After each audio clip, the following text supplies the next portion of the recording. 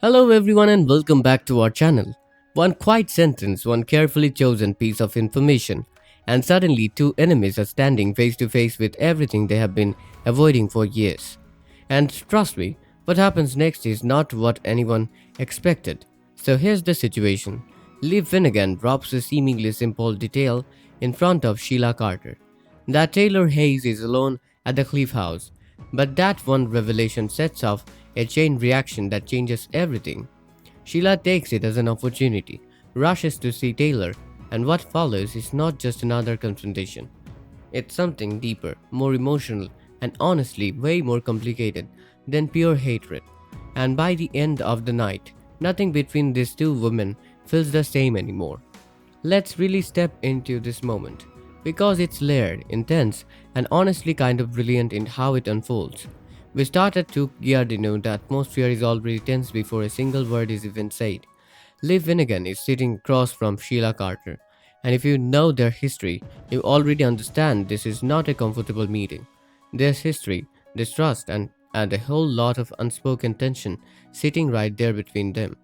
Lee is calm, almost too calm.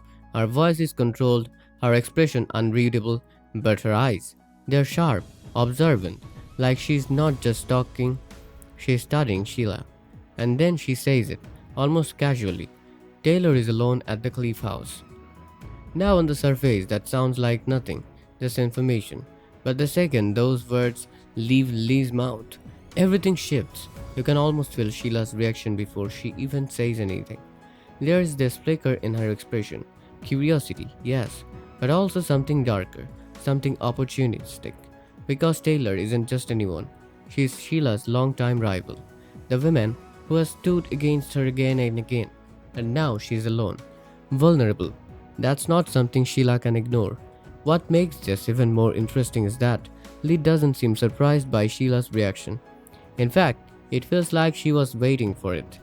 Like this wasn't accidental at all. Like she wanted to see exactly what Sheila would do with that information. And Sheila, she doesn't hesitate for long. You can practically see the thoughts racing through her mind. Every past confrontation with Taylor, every moment filled with anger and rivalry, but also something else, something newer because lately things haven't been so black and white between them, especially with everything involving Finn and Steffi. It's messy, emotional, confusing. And before you even realize it, Sheila is already on her feet, decision made. She has to go to see Taylor. She doesn't fully explain why. Maybe she doesn't even know herself. But something about this moment feels important to her, urgent. So she leaves to Giardino quickly, her steps determined, her mind spinning, and you just know this isn't going to end quietly. Then we shift to the cliff house. The ocean is crashing hard against the rocks below, almost like it's setting the tone for what's about to happen. It's loud, restless, chaotic, just like everything building inside Sheila. As she approaches the door, she hesitates for just a second, just one, and then she goes in. Inside, Taylor is exactly as Lee described, alone, quiet, lost in her own thoughts, and for a moment there's something different about her. Less guarded, more vulnerable. And when she sees Sheila, that moment hits hard. Surprise, tension, immediate discomfort. You can see it all over Taylor's face as she demands to know why Sheila is there.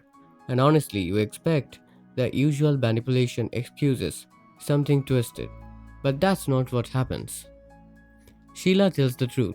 She says she heard Taylor was alone and felt like she needed to come. And that right there, that's what throws everything off balance. Because Taylor doesn't know what to do with that. This is Sheila Carter. Nothing about her is supposed to be simple or sincere. And yet there's something in her eyes that feels real, something that doesn't immediately scream manipulation. And as they start talking, something unexpected begins to happen. The tension doesn't disappear, but it shifts. It cracks open just enough to reveal what's underneath.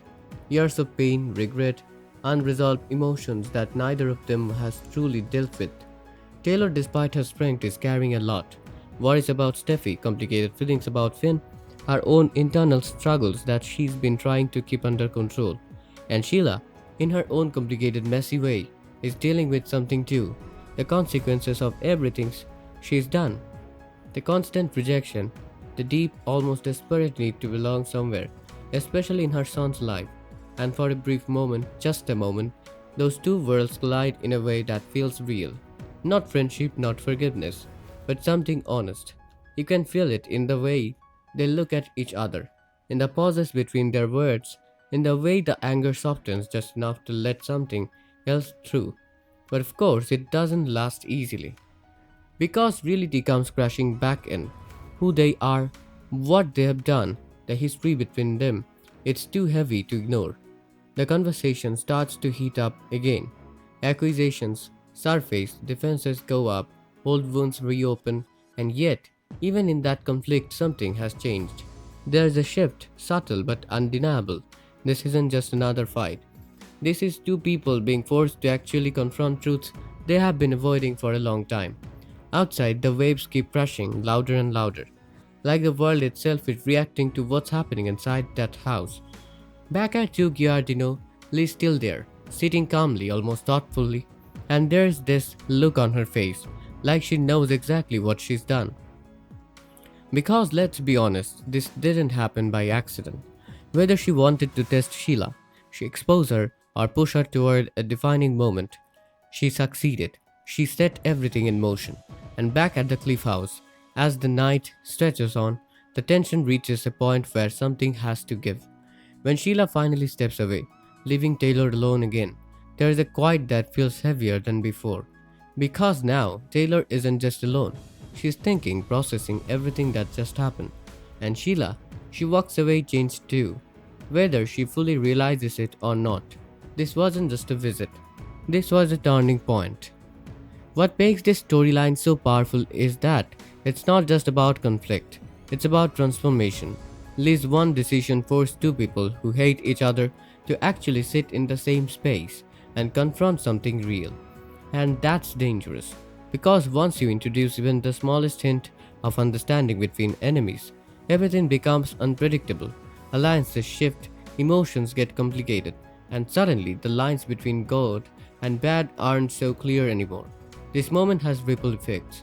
It could change how Sheila approaches Finn and Steffi. It could change how Taylor sees Sheila moving forward.